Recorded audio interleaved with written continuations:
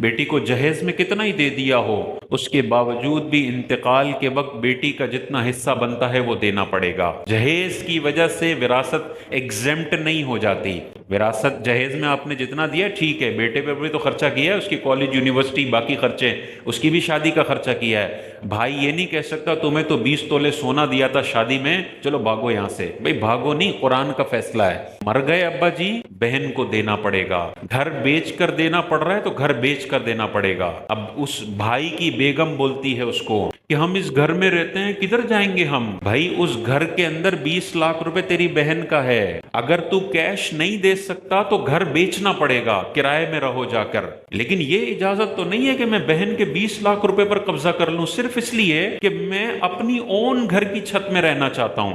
भाई ये घर जितना तेरा है उससे आधा तेरी बहन का भी है, तूने तो नहीं कमाया, ये तो अब्बा का घर था। बहन चलो शादी करके अपने ससुराल चली गई है, तो तुझे किसने इख्तियार दिया कि तू पूरे घर पर कब्जा कर कर बैठ जाए? हर तीसरे घर की आपको ये कहानी नजर आएगी।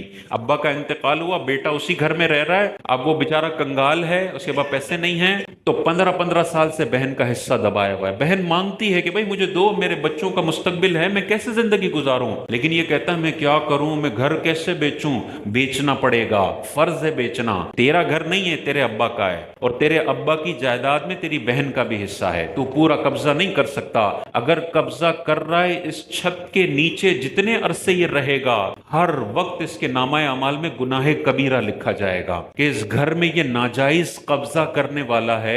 इस घर में अगर 3 कमरे हैं तो एक कमरा इसकी बहन का है, जिसका ना वो इसको किराया दे रहा है ना बेचने के लिए तैयार है, तो बेचना पड़ेगा। तुम्हें अगर किराए में शिफ्ट होना पड़ता है, होना पड़ेगा, क्योंकि तुमने ये घर नहीं कमाया। खुद घर कमाओ, फिर रहो आराम से। अब्बा की जायदाद पे कब्जा करके बहन को विरासत से महरूम कर देना, ये कौन सा इंसाफ है?